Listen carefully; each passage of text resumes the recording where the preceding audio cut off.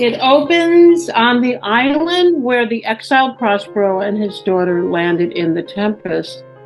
At rise, Ariel, spirit of air, sits on branch of a tree, coughing with breathing labored, looking at the sky. Caliban, creature of earth, enters below, startling Ariel. Ariel, Caliban, help me. Caliban, why do you cough so violently, Ariel? God forbid you'll break your delicate bones. Ariel, stop your rancorous mouth, creature of dust. I'm made of light high above your ground. Caliban, darling Ariel, delicate radiance, how can one so far beneath you offer any help? Ariel, for once shut off presented me and do something. Wretch, I cannot breathe. Caliban, sincerely now, haughty spirit, what can I do? Ariel points to the sky. Our island skies swarm blacker with hideous soot than even this morning. All my kin who live in air, mosquito, dragonfly, and dove, gasp and heave. Their babies take no full breath, their eyes dull, and you, Caliban, I and my earthbound kin are just fine, thank you very much. Ariel, you who live close to earth will last a few hours more than me, but soon you too will lose this wave-skirted world you love and life. Caliban, ash covers all your thoughts, Ariel. You speak of nothing else. You're obsessed.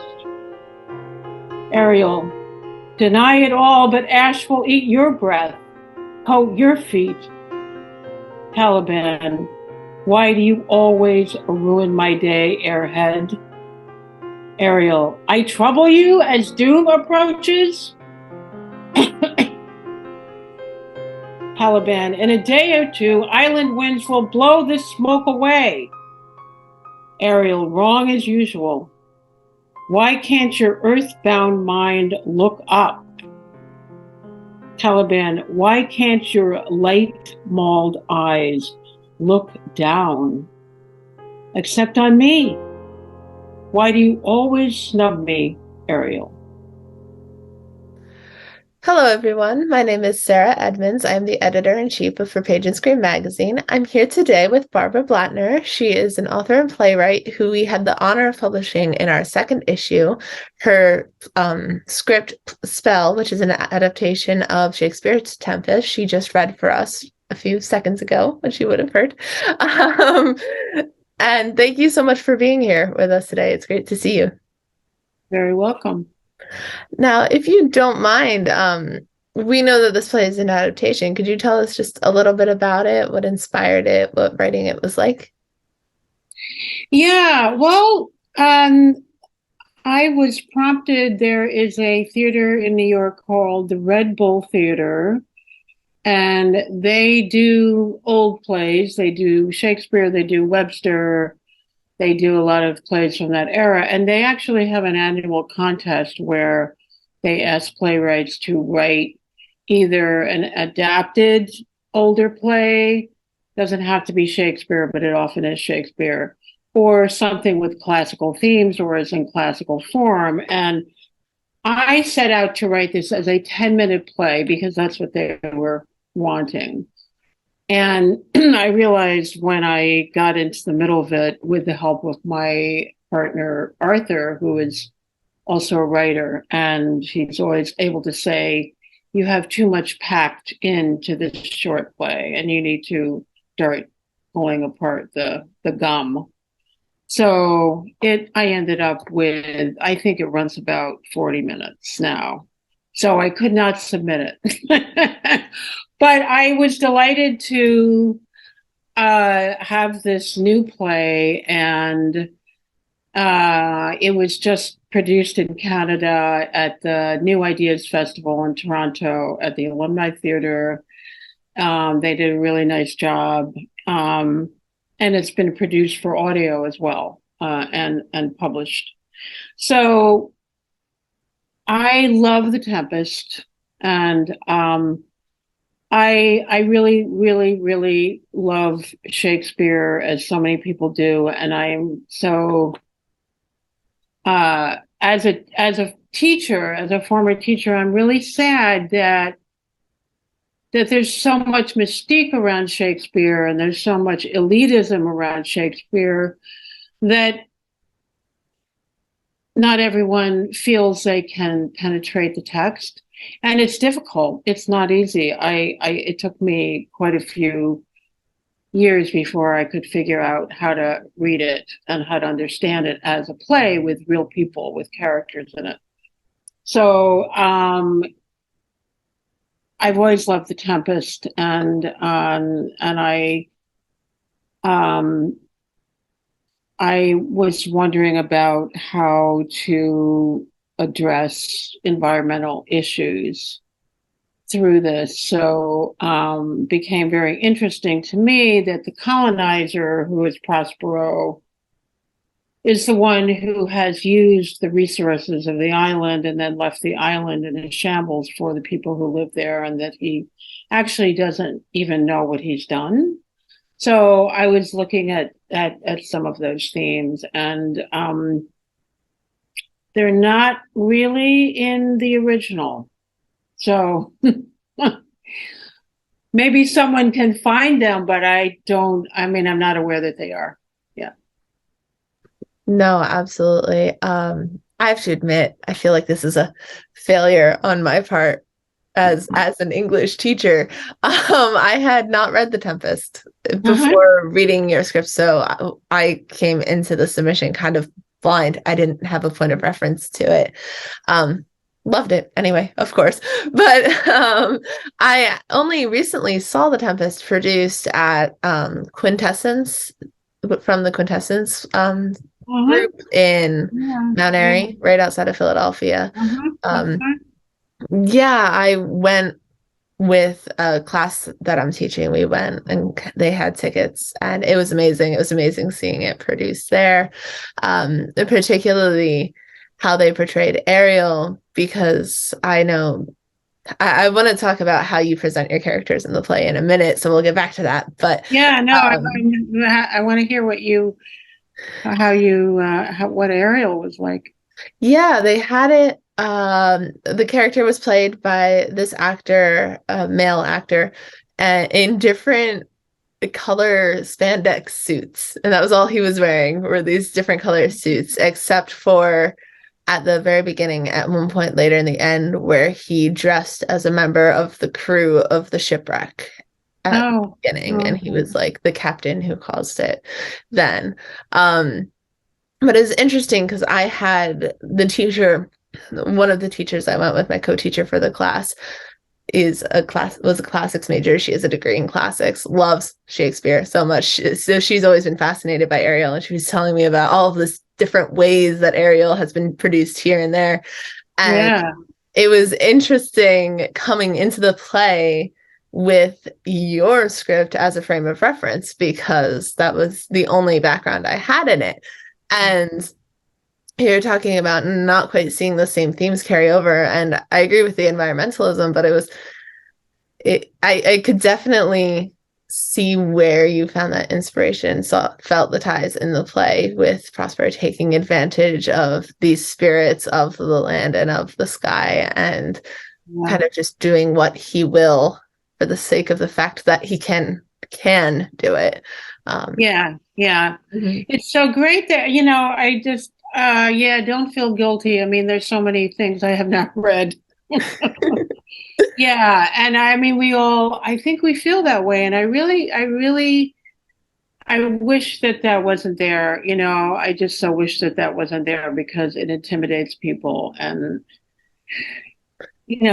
I don't know. I feel strongly about that. And I mean, when he was on stage, when he was, producing and writing, everybody went. I mean, of course, the language was so different. But the way that I got into Shakespeare was not in college, but after college, I audited a university in Albany, course with a guy, and he the reason that I got into it was that he showed the characters as full human beings. And I remember he did an example, I think it was one of the history plays, which I really don't know very well, but there are a lot of murders in them, right? Everybody's getting killed. And there were two short lines by two the executioners of these young princes who were taking them up to the Tower in London to be executed. And just like a very short line for two lines apiece. And he showed us how like there were complete lives in those four lines. And they were not revealing lines, but I was in awe. And that's when I decided I wanted to write plays. Because I loved the creation of humans, in the words. So beautiful. Mhm. I love that. And I love that example you give of just these short lines because script writing, playwriting is very different from just prose in a novel or in a short story, wherein you have to create these whole lives and people through short lines of dialogue. You can't have paragraphs of exposition. I would love if you could just maybe tell us a little bit about your process with that. How do you create people with just the bare bones on the page? Are you a writer? You're a writer. Yeah. Yeah, I do both prose, script writing, playwriting. I'm originally from a film background, so Oh, okay, okay, yeah. neat. Yeah, yeah. I never want to write a novel. It makes me a little nauseous to think about it. It's like because just of what you said, how do you decide what to leave out? I feel like I would go down tunnels and I would never come back. So, um, I'm a musician as well as a writer. So I tend to hear a character and I hear their intonation and I hear the pauses and the kind of language that they use. And that's the way I enter the character. So if I know what the character sounds like, I know the character. But if I don't, I don't. And I'm like, there's always one character that I don't know, I don't get. And so I have to do a lot of free writing and kind of exploratory writing, asking questions about the character and what's the background, what's the psychological makeup, what's the desire and all that stuff. But if it's really through the phrasing and the sound and the rhythms that I know who that person is. So, I'm not sure how it applies to this first play, but I kind of I also in this play because Ariel their polarities in these characters, the air spirit and the earthbound creature. So I could feel that. I could feel Caliban's being his, the body of Caliban on the earth and the kind of almost transparency of Ariel up in the sky and the resentment that is between them at the beginning of the play because they don't understand each other. So I think I got into them on kind of a visceral level and through those polarities. But yeah, it's like any way you can. Sometimes I get into a character by imagining that that character is someone I know really well, and you probably do that too, right? That's a way in. It's like, what is the way in? And it can vary. It's a very interesting question. Mhm. That's fascinating. And I love that you mentioned the polarity and the transparency, I believe might have been the word you used of Ariel specifically. Um, I believe I can't remember if this is spoken about in the introduction of the play, or if it was just in an email around the time where we were putting the issue together.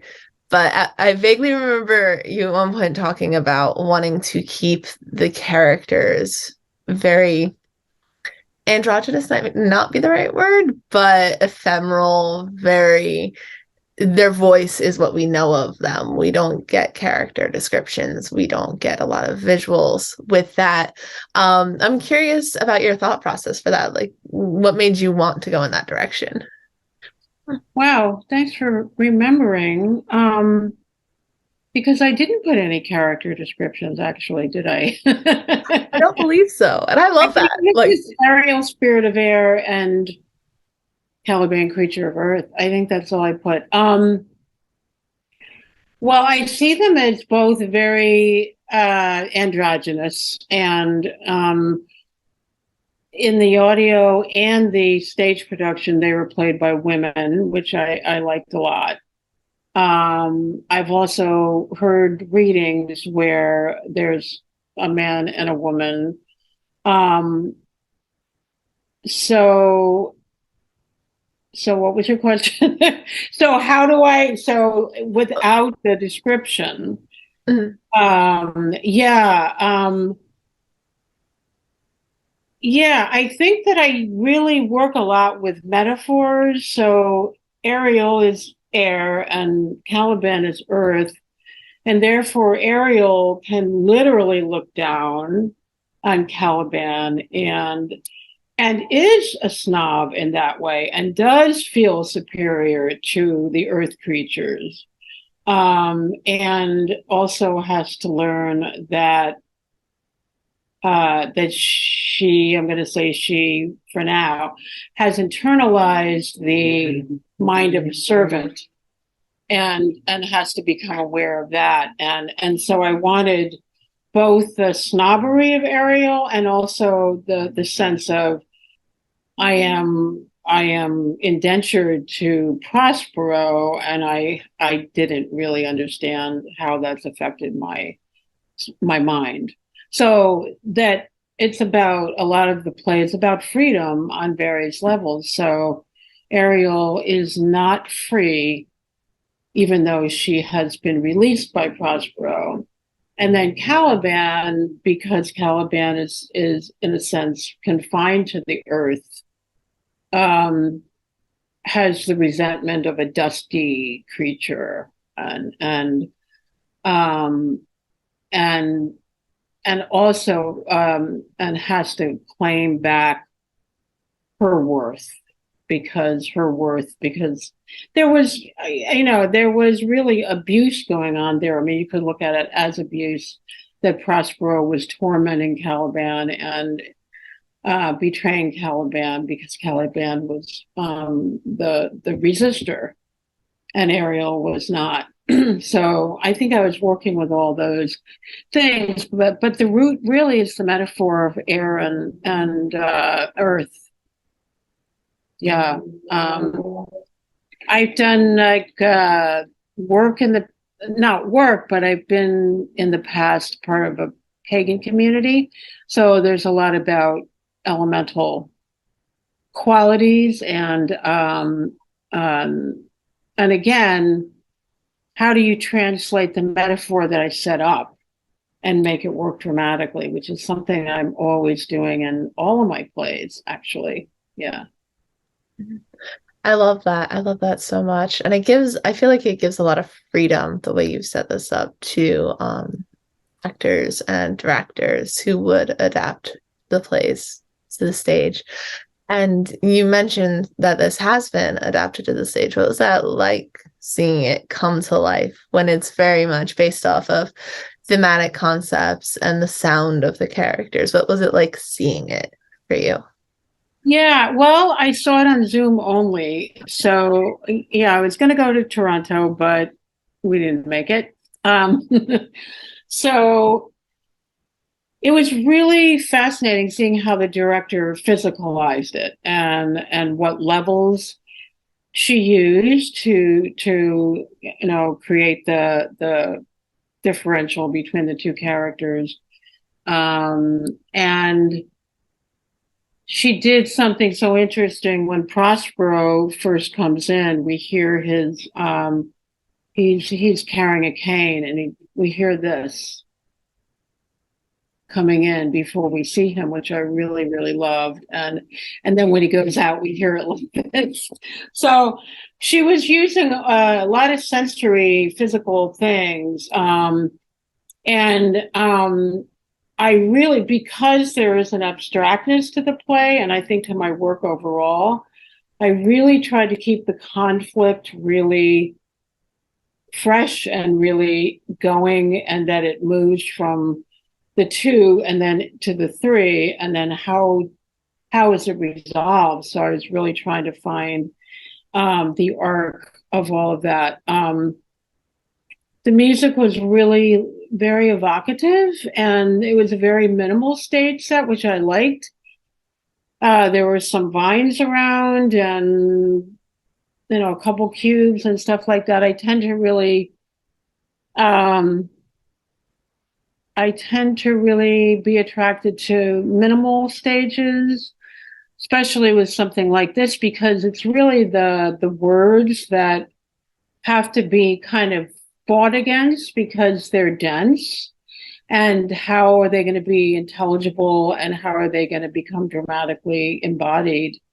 So it was great. It was really interesting to see, and I made a couple tiny tweaks based on their suggestions and what they had found in their bodies. I mean, that's always so interesting to me, not being an actor, but seeing what people are doing with their bodies and trying to find the characters. So, yeah, yeah.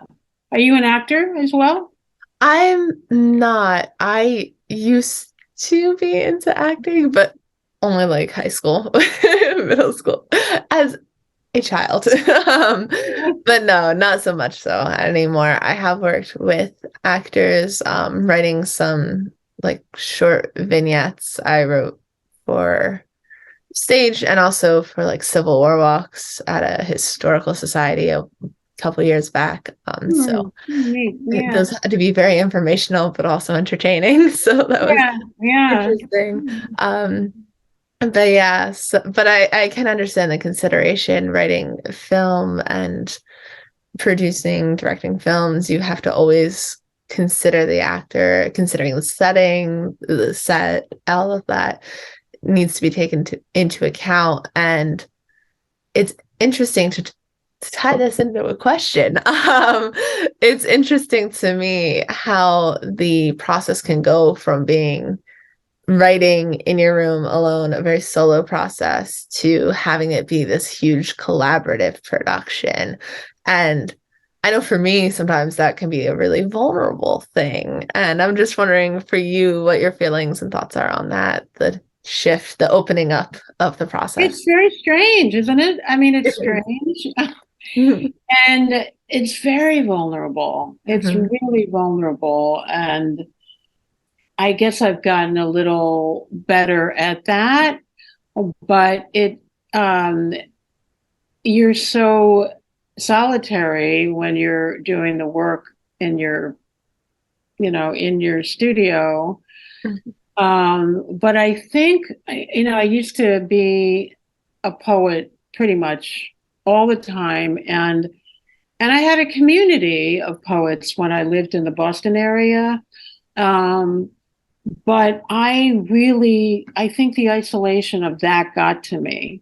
Mhm. And I decided that even though the collaborative process in theater is very fragile and very volatile, I mean, it can be wonderful, but it's always fraught with potential landmines, right? Mhm. So I really have gotten to like the collaborative process, but it is really strange. The first time I had a play produced, which was in Albany, New York, a long time ago, and I felt so weird about it. Do you remember those huge glasses that you can still buy them? But like I had these huge green sunglasses, and I wore them to the show. Like, please, please, I'm not really here. But I was also calling attention to myself. So, um, it is a strange experience, and then you're suddenly hearing actors speak your language, and it's never what you imagine. Actually, it's Mhm. never, there's always a gap between what you imagine and what you're hearing. And maybe it actually is better than you thought, and maybe it's not, or it just doesn't match. And that is a strange adjustment that I always feel like I have to make. So, and then sometimes, there's kind of an inherent tension between the director and the playwright, especially with a new piece, because is it going to work? Am I going to go along with suggestions? Am I liking the way that it's staged? What can I say? What can I not? So, Mhm. you've probably had those experiences too. It can be challenging, and it can be fantastic. You can feel like a family at the end. Um, but you're not. You're not a family, and then everybody goes into different projects. So there's a lot of illusion all the way through. Absolutely, absolutely. It's always really sad when a project is over. Like you invest so much time into it with all of these people, and you find No. it's just also coming from like a prose perspective, and I'm sure you had this experience with poetry coming from a place where you're the person who is fighting for your work to be seen and to prove that it has value, to a place where once you get into that space of, oh, yeah, we're all family, everyone there is invested in this work. Everyone cares as much as you care. Like that is amazing when that happens. No, it really is amazing. It is amazing. And I think that happened when I had a play done here in New York in the fall. And it was also difficult because there were four actors, they were wanting to change lines constantly. And I had to decide, right, often right on the spot, okay, great cut, let's do it. It makes total sense to me. Sometimes it was like, I'm not sure. I need to sleep on it. I'll let you know tomorrow. And sometimes it was no. And it was not easy to do that when the actors want to sound as good as they can. And the director wants to produce something that she can be proud of. So, but we did all end up feeling like family because there was a great investment. So I really, that play had like a hawk puppet, and it was a hand puppet. It's just something that somebody held behind a screen. By the end of that run, that hawk was falling apart, and there's really, but it was great. I missed our little group for quite a while, and I know that happened. Mhm. Absolutely, absolutely. Um, to kind of jump topics really quickly, I think I might have forgotten to mention this when I introduced the play, but you did mention it. Spell is a play in verse. It's not Mm-hmm. just a not plain is the wrong word, but Um, and I was curious what it was like for you writing in verse like that, because I'm sure your background as a poet helped, but I'm sure you don't do this every single time you write. I'm sure it's at least a little new for you. What was that like? Yeah, I have. One of the first plays I wrote was a verse play, but I haven't. And I think I wrote a children's verse play, but I haven't done it in a really long time. And it was fun. I mean, I don't, once I get the rhythm going, Mhm. then I don't know why, but it kind of falls into place for me. And so if I understood what the conflict, well, what the moment was between those people at every moment dramatically, then the language came very easily. I was tell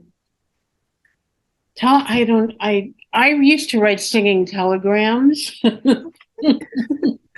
It's fun. um It's cool. yeah, it was like a part-time job that I had, and this woman would dress up as whoever you wanted to deliver the telegram and go sing the telegram to the person. So I would get a sheet of information and funny things and favorite restaurants and romantic moments, and then I would just like slide it into a well-known tune. And if I had that, I could churn them out. I don't really know how it happens. It's pretty easy for me, and I don't know why. I don't know why, but I love that though. yeah.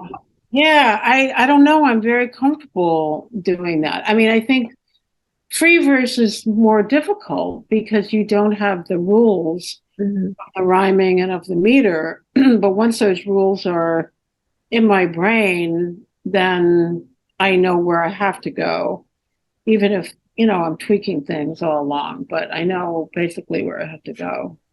Mhm. That's interesting. I I am no poet. I do not claim to be a poet, but I like writing poetry every once in a while, and I have always found it much more difficult to write in free verse than in formed pieces.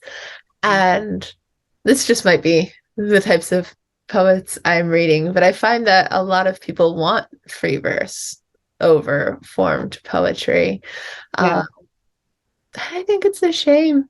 I don't know. I like forms. I think they're interesting to figure out a way to make the language work within those rules is a Yeah. challenge that I love personally, at least. Yeah, there's something when I was teaching poetry writing, we would do there's I think it's called the Book of Forms. It's by a poet named Ron Paget, and it's a book that has examples and little essays on so many different forms, like from all over the world, like the not just haiku and sonnet and but sestina and renga and I don't know, like these chains of verses and just all these forms I'd never even heard of. And um, we would do a different one every week.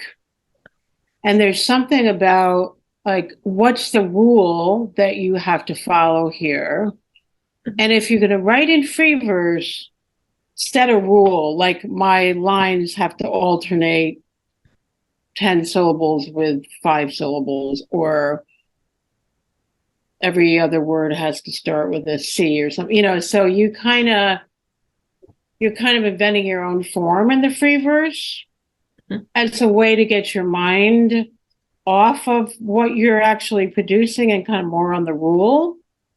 And I remember a professor of mine, Judith Johnson, saying, because she did a workshop on form, and it was said your mind is going to focus on the rule, and it's going to therefore be free to produce spontaneous language.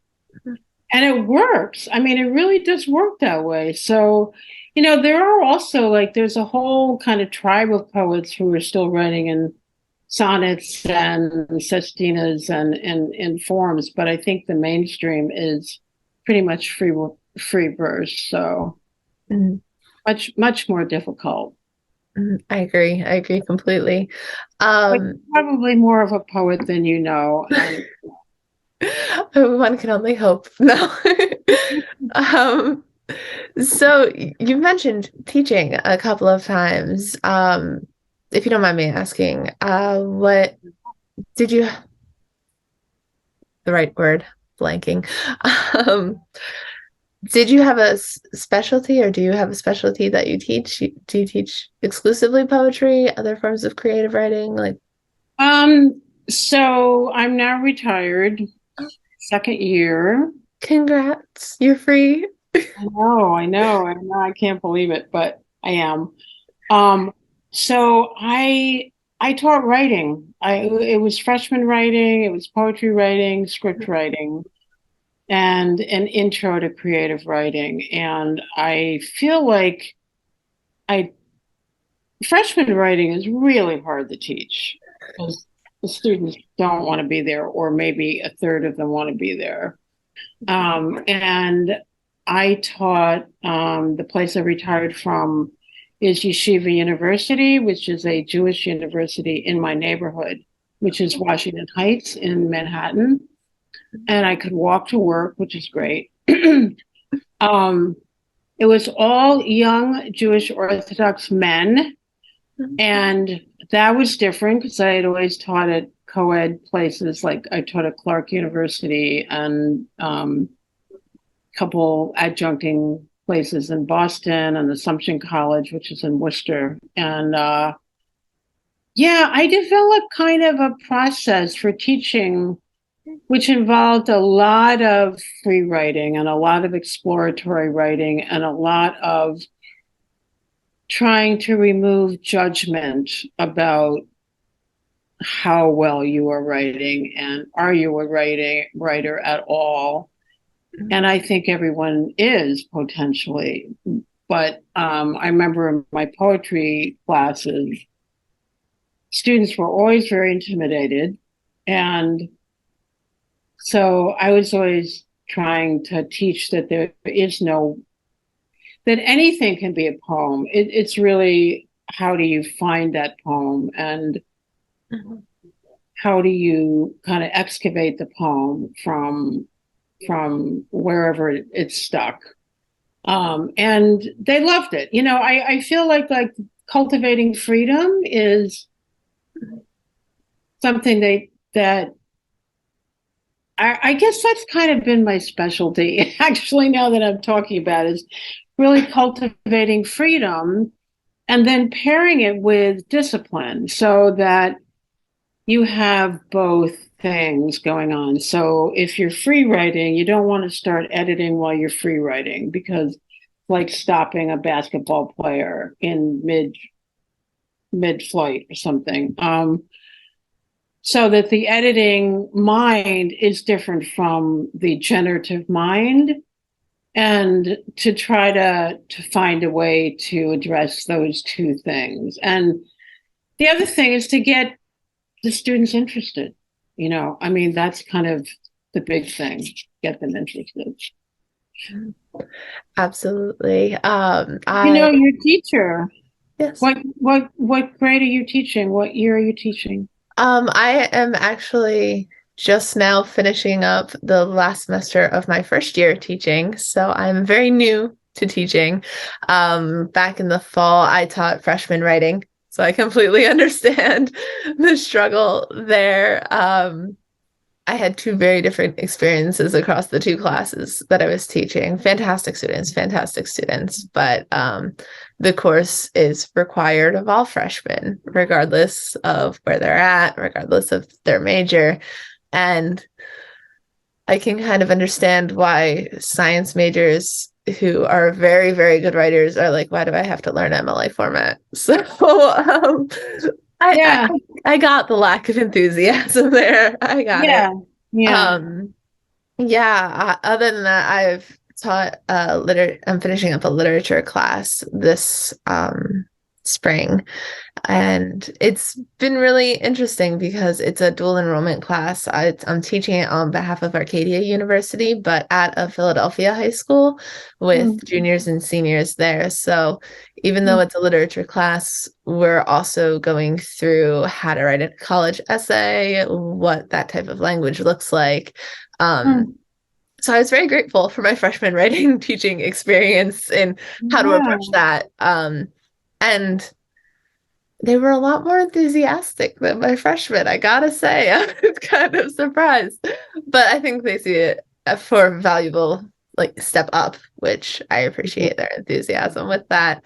Um, I totally selfishly asked you the teaching question because I recently applied for a visiting creative writing professor position, and I'm like, fingers crossed, because one of the things is teaching oh, good poetry. luck. It's poetry and creative nonfiction is the specific focus of it. Oh, great, great. Fingers crossed. The deadline Yeah, is yeah, Monday, so I haven't heard anything back yet, but yeah, great, great. Good luck. thank you. Thank you. Yeah. Um, but yeah, so the question was totally selfish on my part. Hey, that's selfish is not bad.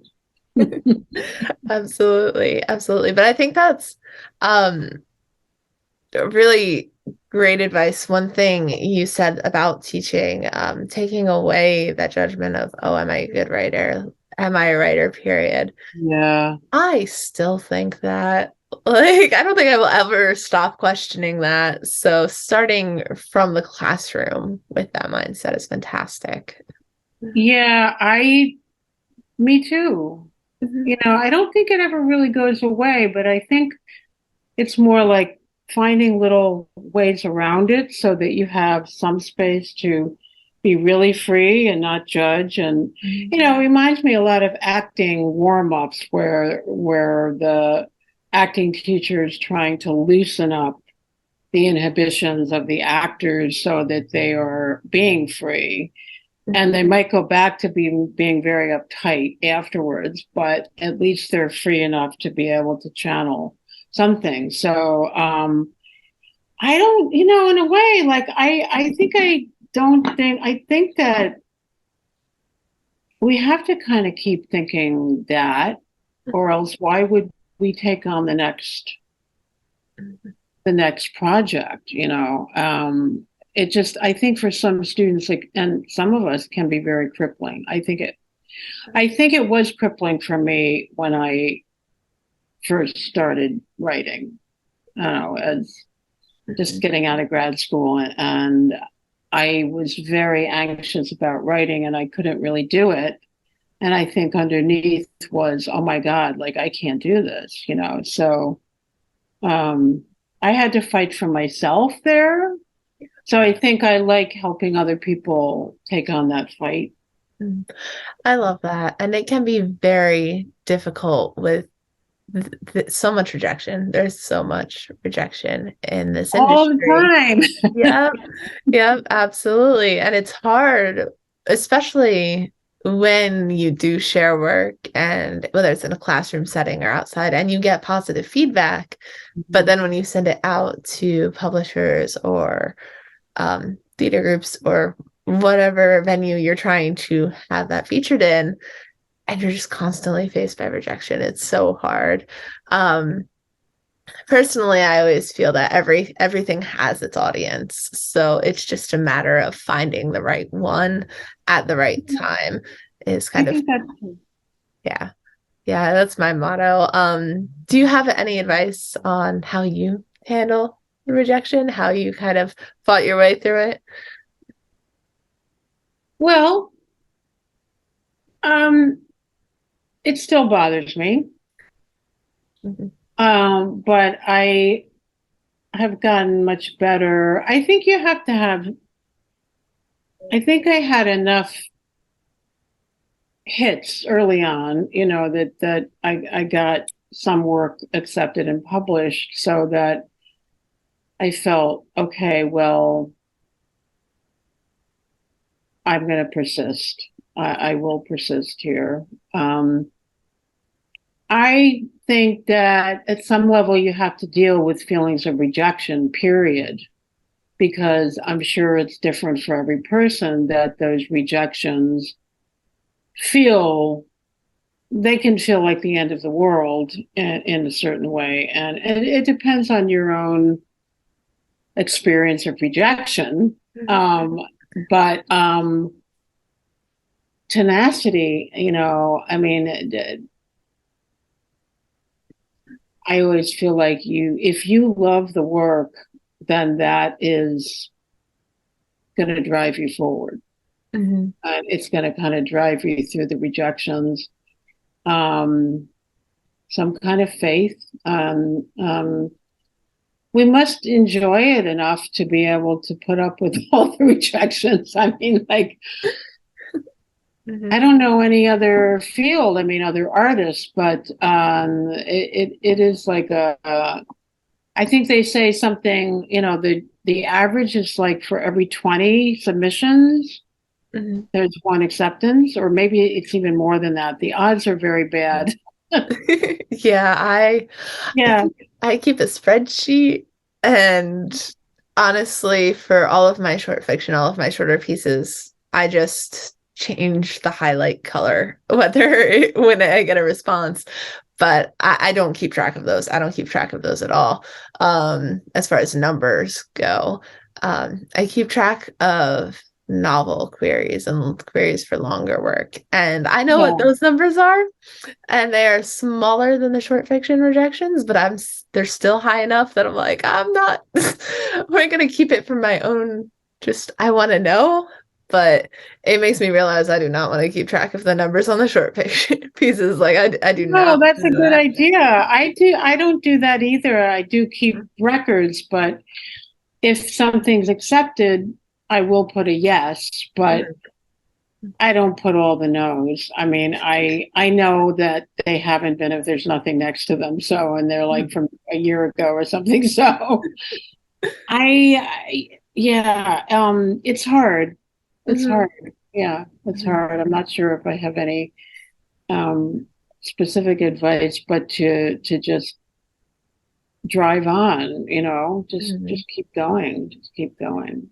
Absolutely, absolutely. And I think you had mentioned about like having enough positive response in the beginning was helpful. And I know for me, that's a huge thing. Like you have to really celebrate every yes that you get. Like Yes, it's a big absolutely. deal. Each one of us knows how much rejection, and then you just to get that one yes, no matter what it's for, no matter who it's from, like it needs to be Yeah, celebrated, and it's yeah. a great thing. Mhm. Yeah, well, I co-wrote a children's musical with a friend, my friend Lynn Snyder, and I wrote the music and we co-wrote the book. And we, in the past couple of years, I think we finished it. We finished it a couple of years ago, and we've gotten so many rejections. And then, so all of a sudden, somebody is interested now, and loves it. It's like, okay, well, how can you explain all the other ones? You can't. I mean, you're saying before there are audiences for these things, and all you really need is one person to say, "Oh, wow, this is really interesting, and I'd like to do Mhm. something with this." But Mhm. so we're feeling encouraged. We don't know when or how we're going to work with this company, but it looks like we're going to, and so we're like, "Yay, we got some interest here." Congrats. You'll definitely have to keep us posted when that Yeah, comes out, when that yeah. exists in the world, so that we can share it and celebrate it with you. Yeah, yeah. Thank you. Yeah, of course. I love that. I love that. But I definitely understand, like, from my perspective, as someone who does kind of have a hand in picking what to publish, Yeah. it's hard, and our team, our editors work purely on a vote system. Whoever has a majority of votes yes gets yes, majority Mm-hmm. votes no gets no. And Mm-hmm. there have been pieces that I love and just the majority says no. And I'm like, I'm not gonna veto anything. Like we have a no veto policy. So it gets a pass and it Yeah. kills me inside sometimes, but it's just a situation where it just wasn't the right group of people to read that piece at this time. But if you got one more person like me in the room, it would have been Yeah. a completely different answer. And it's hard Yeah. sometimes. Mhm. Yeah. Right. Yeah. Well, so you're on the end of, you're on that end, and Mhm. so there's well, I'm kind of glad to hear that you're like, oh, because we don't know who is reading our work. We don't know what process they're going through. We know Mhm. none of that. We're really what that Emily Dickinson line, "This is my letter to the world that never wrote to me." That they're just like, oh yeah, Mhm. right, oh yeah, Absolutely. Yeah, it's always a mystery. I've been a part of a couple of different editorial teams for different magazines. Arcadia has a literature magazine, or literary magazine that I was a part of when I was a student there. And mm, then I also do video editing for the West Trade Review. So I got a little mm, bit of a behind the scenes glimpse at how they work. yeah, I'm not involved in the decision making process there at all. So their decisions are their own. But I got a little behind the scenes look, and everywhere is different. I know a lot of magazines have specific editors based on specialties, people who specialize in poetry, nonfiction, and that's all that they read. At our magazine, we all read everything. So Maurice and I are both, we went to film school together. We're both more from that script background. Tori and Sherry, who are also on our team, are more from the literature background. They're more into fiction, but we all read everything. We all watch all the films. And I think that's really important because even though Maurice and I know a little bit more about how a script should look technically, like how it should be formatted, our readership is just the general public. So it still needs to read well for people who don't know, oh, well, that should be capitalized. Oh, that should be on like different alignment or something. That Yeah. doesn't matter to the everyday reader. Right. Right. So Yeah. I'm obviously I'm partial to the way we do things. Yeah. It sounds really good. Sounds like it makes a lot of sense. It does to me. So that's how we're that's how we're working.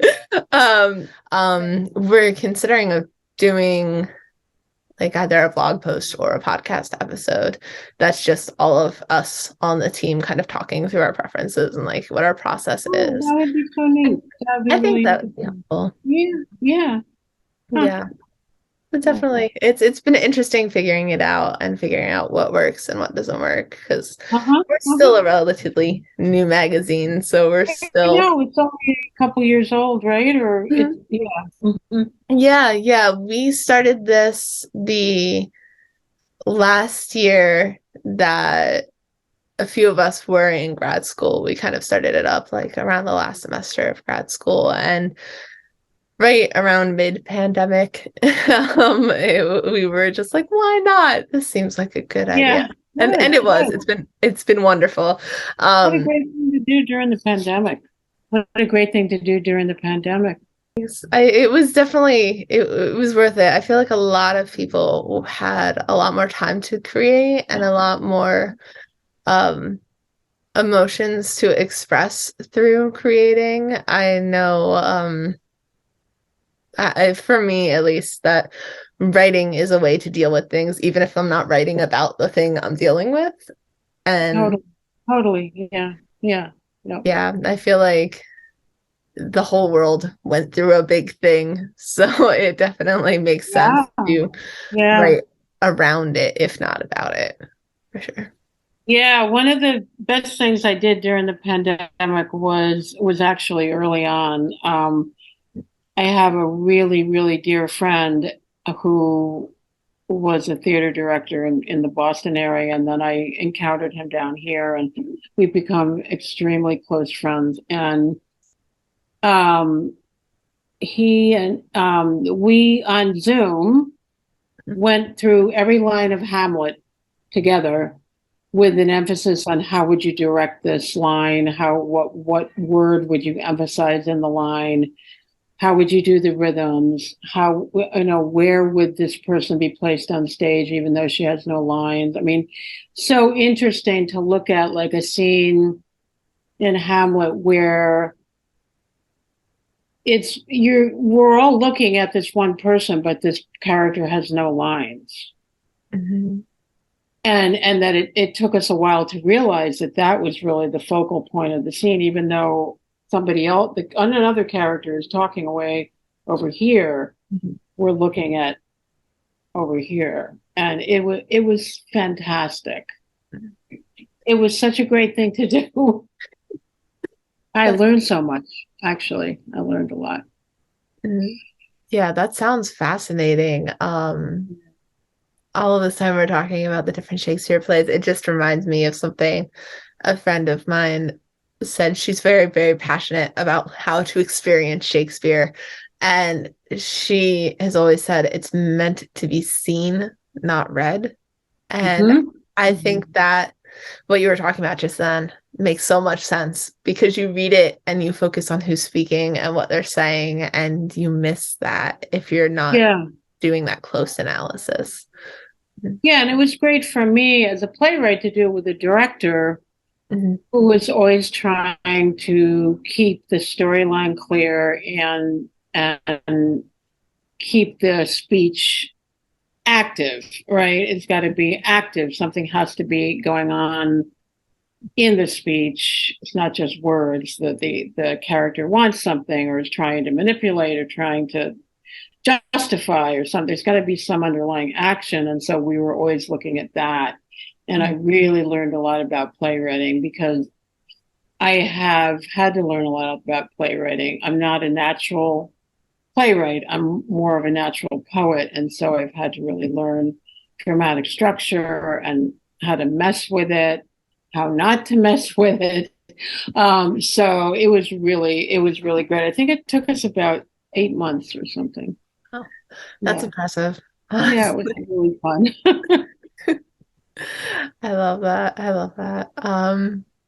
Is there anything you wanted to talk about? I'm like staring at this and it's not making sense in my head. Yeah. Is there anything you would like to talk about that we haven't talked about yet?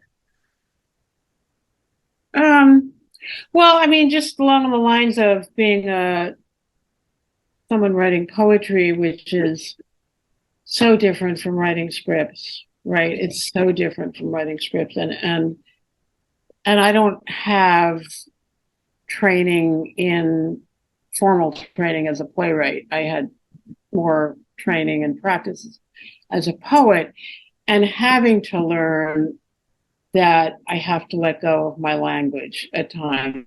That's one thing that I really enjoyed about writing Spell was that I did not have to let go of my language, but I had to learn to let the play breathe.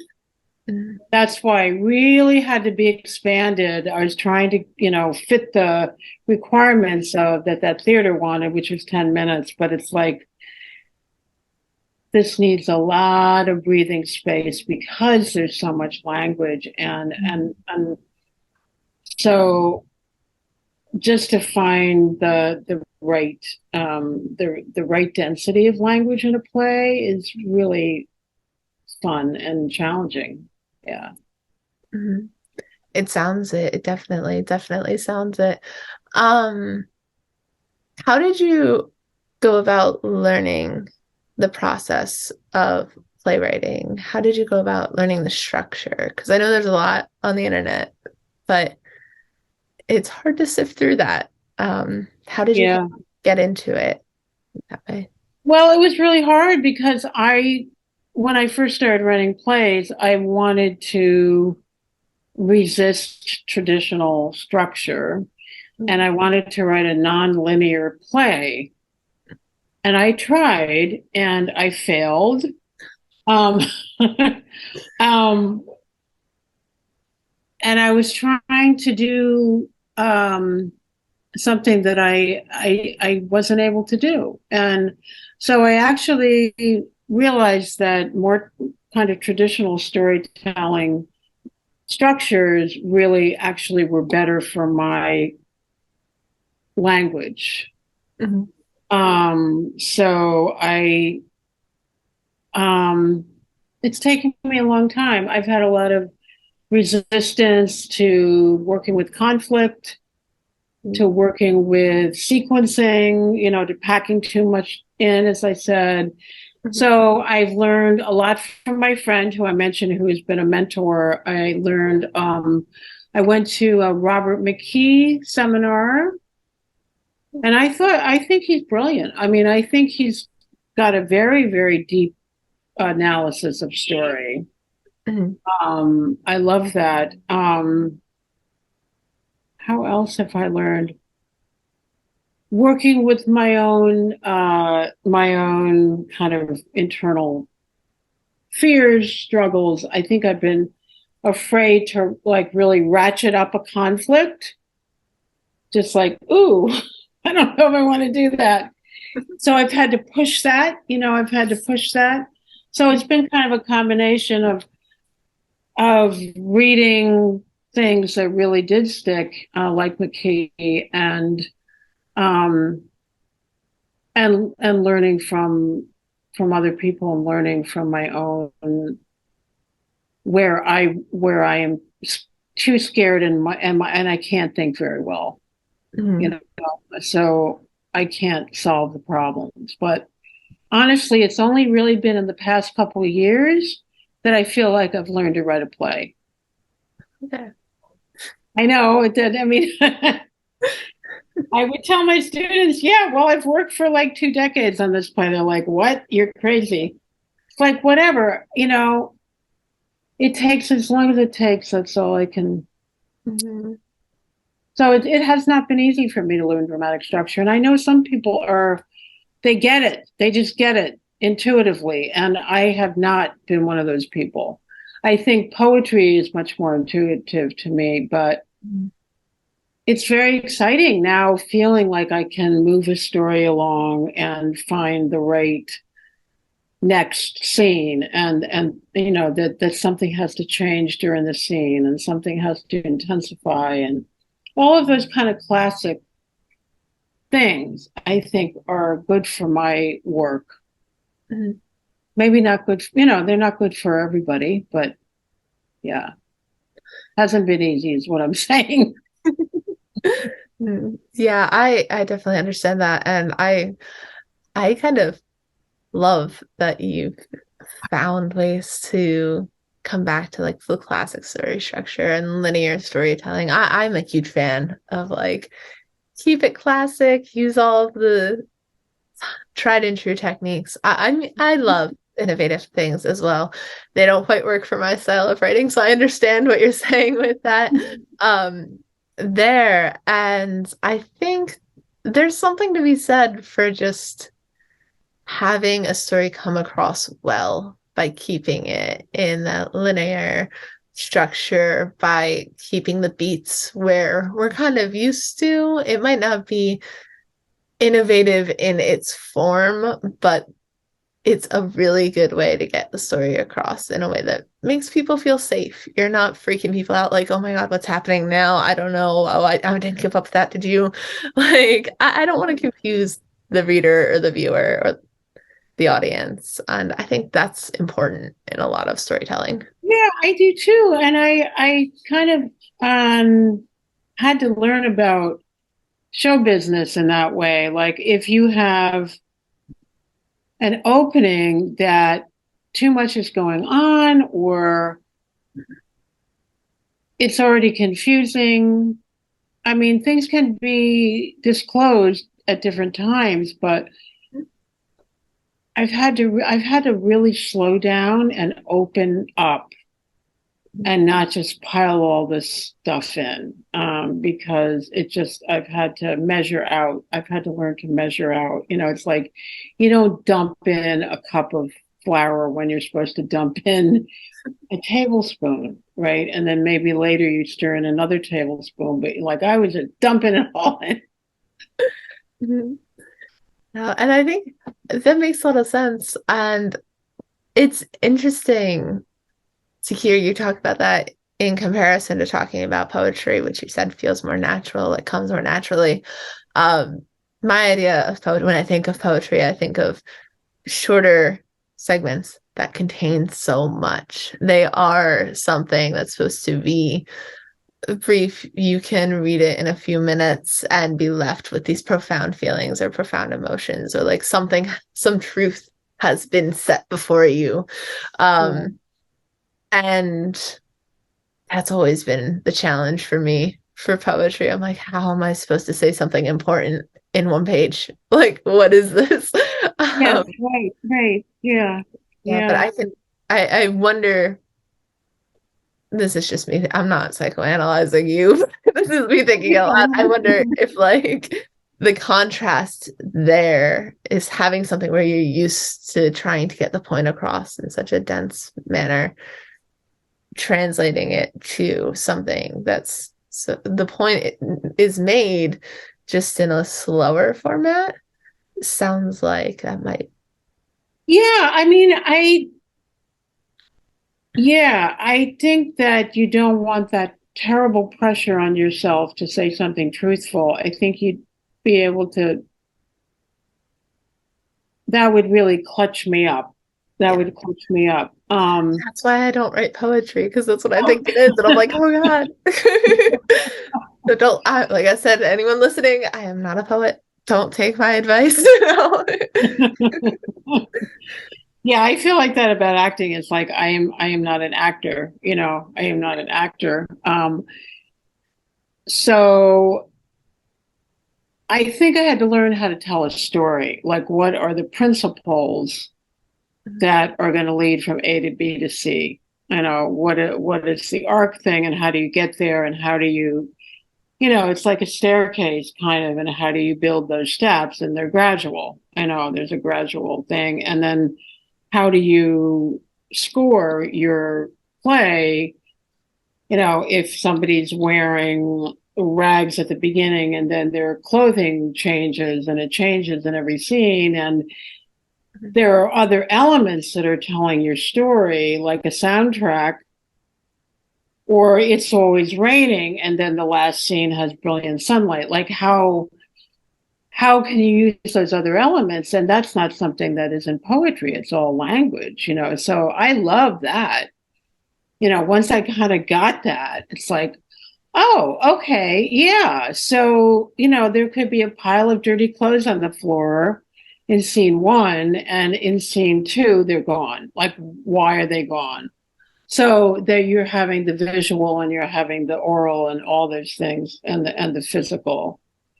Mhm. I love that. I just find it's really fun, really fun. Absolutely, absolutely. I love the visual nature of playwriting. Everything you're talking about is Yeah, it's such a huge part of it. And I know for a lot of people who start out writing in whatever form, prose, poetry, and then want to move into script writing or playwriting, making that connection is really, really hard because we're just not used to considering it. It's just not an option. You think you have to write out all of these details, and it's like you don't. Like imagine someone's watching this and then I just write know. what they see. Mhm. Yeah, yeah. It's really interesting. Well, film, but you're even more visual, right? I mean, you're really using the imagery and scenic things to show things. So I Mhm. think that's a step. I mean, because they're usually fewer words in a screenplay, right? I mean, do you I find, think so. Yeah. yeah, hmm Yeah, and I think so. And I think a big part of that is just the freedom of movement that comes in film, whether it's actors moving through space, moving through buildings from outside to inside, and having the actual spaces to tell the story yeah, without yeah. the constraints of can someone build a tree that they could actually sit on? Like you don't have to worry about that. There's a lot more freedom in that, and even camera angles. Like Mhm. I love talking and teaching just how to study the way the camera moves and the way the Mhm. scene is has Mhm. color filters on it. What music can we hear that the actors can't hear versus what can they hear, and Um, all of right, that is fascinating. right. Yeah. There's yeah, I I wrote a paper one time. It was for a literature class, and I don't think my professor knew what he was getting into when he said that we could write a paper about a film because it was for an English graduate program. And when I heard that, I'm like, I have a degree in film. I could write this like a film analysis paper. And I did.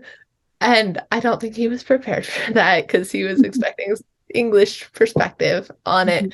And I was like, well, if you listen to this music in this scene, um, went on this whole rant because this character is having a big like crisis of identity, but there's a celebration going down downstairs. So like there's this really patriotic, upbeat music, and he's just like, "Oh, I'm like my whole life is a lie," and I wrote a few pages on that, like this contradiction between like who he grew up being and who he thought his place was in this country specifically versus like what this music is just kind of like drowning out this inner monologue that the character was having in the Uh, voiceover.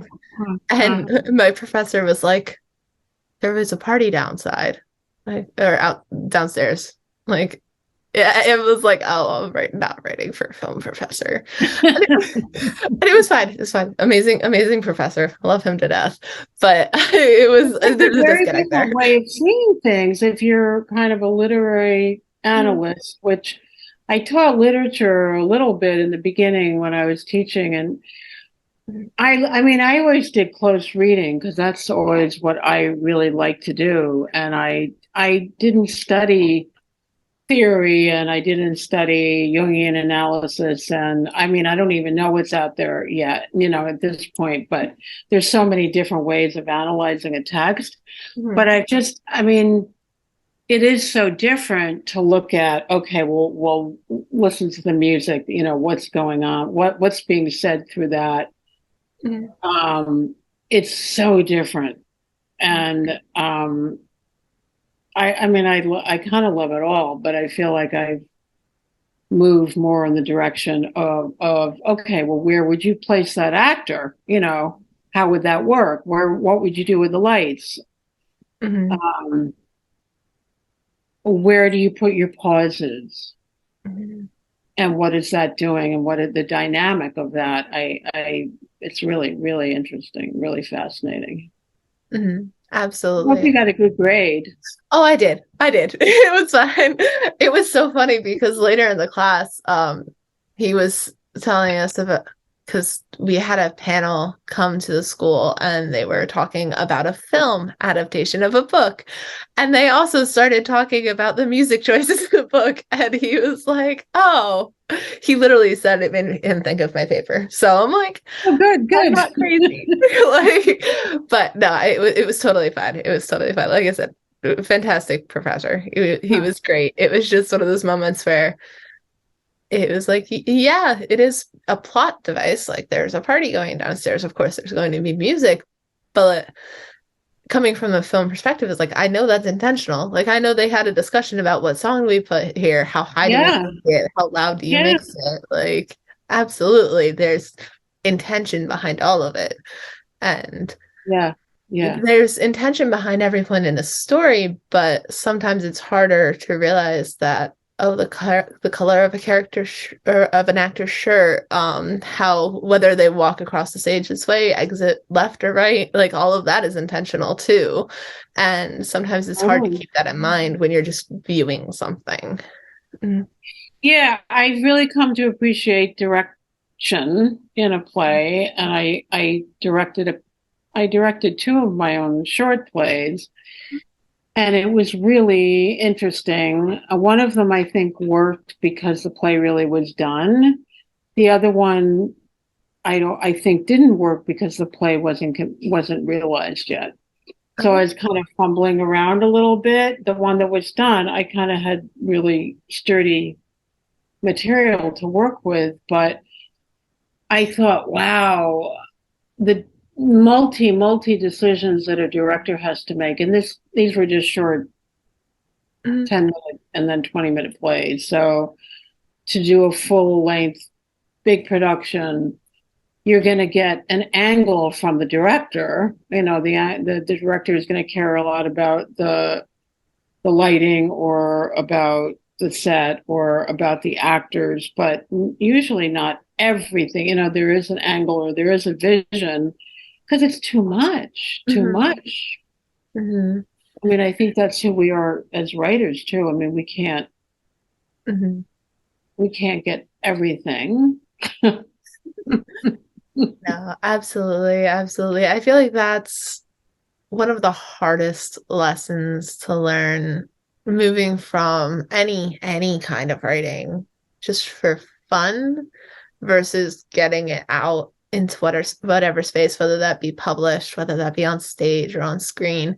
It's just learning to let go of it a little bit. And you can't control everything. And whether it's your editor saying, oh, this sentence doesn't work, or there's a plot hole here, or um, the actors wanting to cut lines, you needing to be off, like the director not being able to do location scouting themselves. Like, no matter what it is, other people need to handle at least a little bit of it.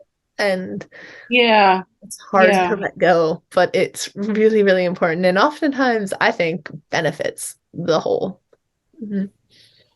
yeah. I agree. I mean, that's something that being a poet, you have total control of your poem. I mean, usually editors Well, I don't know. I'm not an editor, so I don't, I mean, I'm sure an editor can say, oh, I love everything but this confusing word.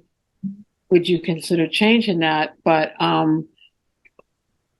yeah, that's a really good point. You really do have to let go and you have to, I mean, there's some things which I think you really shouldn't let go of, but then there are other things that like, yeah, go ahead and say it that way, go ahead and say it that way. I'm just going to go like, you know, beat my pillow or something when I get home, but go ahead. No, absolutely. And you raise a good point. You shouldn't let go of everything people suggest. And Yeah. that can be hard too when you're starting out and you're getting feedback from people who are more experienced than you, more famous than you, Yeah. whatever. Yeah. Learning that it's okay to tell those people no is daunting, but Hmm. really important, really, really important sometimes. Yeah. Yeah. Yeah. I mean, we're all kind of shooting in the dark, right? I mean, we're all like trying and experimenting all the time. So, yeah, just Mhm. like where to, yeah, I don't know. Exactly. I don't know either. No. Um, Really quickly, you had mentioned about those two short plays, raised the question for me. How do you decide when something's done? It's a loaded question. Yeah, it's a great question. So um, when I was in grad school in poetry, there was a visiting Irish poet. I don't remember his name, but and I know he has passed at this point, but he older guy at that time, and he did a workshop, and I went up to him afterwards and I said, because I struggled with that a lot, like how do you know when the poem is done? And he looked at me for a moment. He goes, when it's done. Like, okay, okay, I get it. I get it. Yeah, I get it. There's no rule, there's no rule. Hmm. And I don't know if you ever get a play completely done, full length play. But I think you can get a play or a poem to a place where, in terms of a play, it's playable. Hmm. And it means that an actor has something to follow through the whole piece in terms of character arc, and the story makes sense and comes to some kind of Hmm. ending, and the threads that have been pulled are pulled all the way through. I mean, there's certain things that can kind of measure that. A poem, I don't know. I mean, I know that, I had a poem that I wrote, kind of a long, skinny poem, because my husband and we took a hike up this waterfall. I was really in a bad mood that day. So he was really shocked when I wrote a poem about the whole experience. But this beautiful waterfall, and at the end, there's a beautiful, very cold pool under the waterfall, one of the ultimate waterfall at the top. And he went in, and I was writing about it, and I was trying to get to the end of the poem and make something meaningful, and it wouldn't come. Just like, no, I'm not going to be pushed into a resolution. It just like the poem kept pushing back, pushing back, pushing back. And I had to leave it, and I left it for like 4 years. And I came to a better ending, but I don't think I'll ever be satisfied with it. And I'm not sure, maybe I would have to tear that thing apart and just reconstruct, but I don't think I got it. And then other things are kind of like, you get it quickly. So, Hmm. yeah. So when it's done, I don't, there's, it's one of those existential things. Hmm. Yeah. Yeah. No, definitely. I understand that, especially when you get into revisions. I'm like, I could revise this for the rest of my life. Yeah. Probably shouldn't do that, but I could. Yes, you could. Mhm. Yep, Yes. absolutely. Especially a big work, like a novel or Mhm. something. I would imagine you could feel like you're trying to get down. But then on the other hand, if you feel like the play that been working on, I had a couple readings recently, and the story's there, everything's clear, things are working, Mhm. and there's a deepening of that main character that I want to do, that I know that I want to do. So if you know you have something that you want to do, then it's not done. Yes. Um, yeah, so tell us a little bit more about what you are working on right now. What's new? What can we expect? Yeah, well, I am working on the play that I just mentioned is it's called Jane Queen's Fool, and it's a full length, and it is based on the almost nothing that is known of the only female fool jester in the English court. And I kind of came across this person on the internet, Jane Fool, who they really don't know anything about, but there were accounts of her dresses and her horse and in the bursary accounts of Anne Boleyn. So this is a Tudor period female. So I made up a story where she is a beggar on the street and she happens to meet Mary Tudor and makes her laugh. And so my character is a compulsive rhymer, Okay. and she was beaten by her father, and she made her father laugh so he wouldn't beat her ass, is basically what she says. Hmm. So she already comes to the court with rhyming. And so she's taken in as Mary's fool, and she has prophetic abilities as well. And so it's about their relationship. And that's the one that I want to deepen and make her transformation a bit clearer and more intelligible to myself. So I'm not sure what it is yet. I just wrote a short play called Cage, which is about a 13-year-old girl who catches a large black snake in the Hudson River and brings it home as a pet, and has a bit of a struggle with her mother, who has been very remote in the wake of a divorce. So there are no poems in there at all. There are a lot of poems in the other ones because they're fools and they're rhyming and doing riddles and stuff like that. Um, yeah, so that's what I'm working on right now. That's awesome. You'll have to keep us posted I if any go will. on stage, if any are published. Definitely want to Yeah, know. yeah, Um, I believe it. they both sound really interesting. Did not know there was ever a female jester in the court, so that's I did fascinating. not either, Yeah. because I always love the relationship between the fool and the king or queen. It's just like a very tenuous in a certain way, because the fool can't push too hard, but the fool is supposed to be irreverent and point out things. But so I always wanted to write a play about that in some way, even if it was more, contemporary. And I was looking on the internet and I came across this person. So I ran with it. And it's been really interesting. I've never done any kind of play like this before, ever. Like a history play. Like they're usually, I mean, they always involve like historical context, but they're never like I was writing around the history, because Mary Tudor became the first Mhm. governing queen of England, Oh. the first one to actually be at the head of her government, which is interesting. And she had a lot of challenges and stuff. So that's been just really interesting to research and write. Fun. Absolutely. And fun to like have a lot of like fart jokes. For sure. For Yeah. sure. I love that. You have to have the history and the comedy. It's Yeah, necessary. yeah, yeah, yeah. The high and the low, right? Yes. That's fantastic.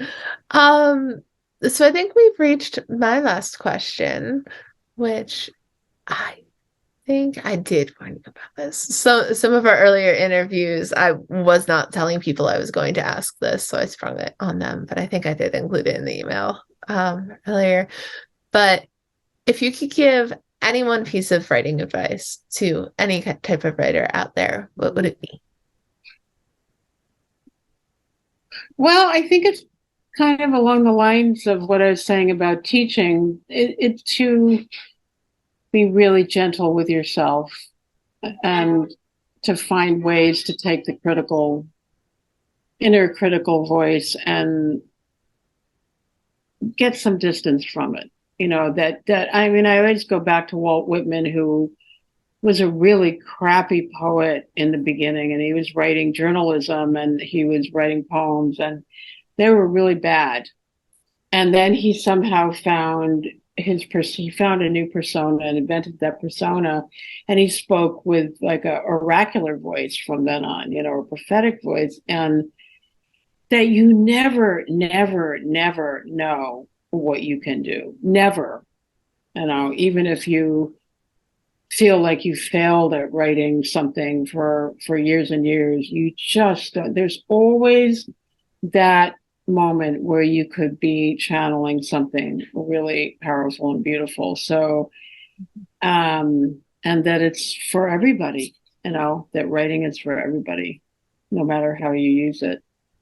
Cool. I love that so much. I love that advice. Well, thank you so Yeah, thank much. you. It's really fun. It's been so great getting to talk to you, getting to meet you. Yeah. I look forward to hearing more about your plays, more about things coming out. Thank you. And same here. Yeah. Keep me posted about your work.